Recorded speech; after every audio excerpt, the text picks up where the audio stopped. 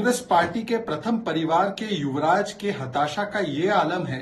कि मोदी जी का विरोध करते करते और मोदी जी को गाली देते देते आज वो जनता को ही गाली देने लगे हैं। कभी रणदीप सुरजेवाला जनता को राक्षस कहते हैं और अब राहुल गांधी जिस प्रकार से वाराणसी और उत्तर प्रदेश के युवाओं को नशेड़ी बोलते हैं, इनके सत्ता का नशा अभी तक उतरा नहीं है। ये सत्ता के नशे में जो आज भी लोग हैं वो जनता को नशेड़ी कहते हैं और इसीलिए आज जो अहंकारी और सामंती सोच से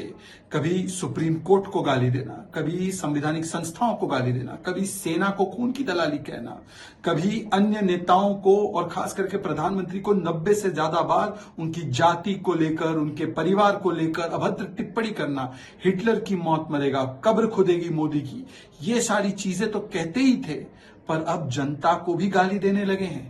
इसका मतलब साफ है कि कांग्रेस पार्टी और राहुल गांधी कितने हताश है। कभी अमिताभ बच्चन और ऐश्वर्या राय जी के लिए अब आपत्तिजनक टिप्पणियां करना और अब युवाओं तक को नहीं बख्शना।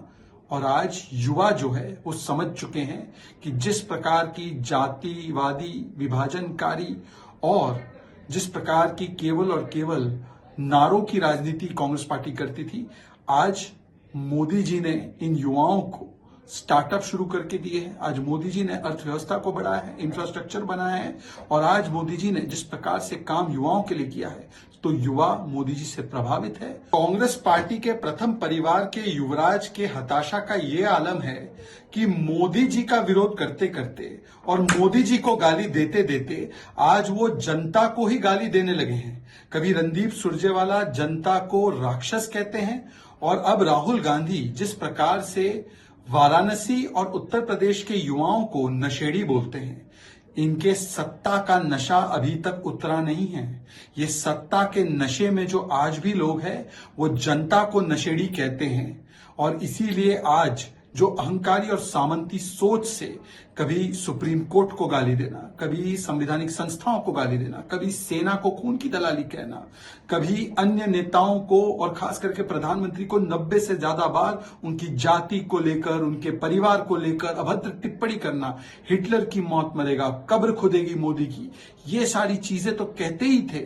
पर अब जनता को भी गाली देने लगे हैं। इसका मतलब साफ है कि कांग्रेस पार्टी और राहुल गांधी कितने हताश है। कभी अमिताभ बच्चन और ऐश्वर्या राय जी के लिए अब आपत्तिजनक टिप्पणियां करना और अब युवाओं तक को नहीं बख्शना। और आज युवा जो है वो समझ चुके हैं कि जिस प्रकार की जातिवादी, विभाजनकारी और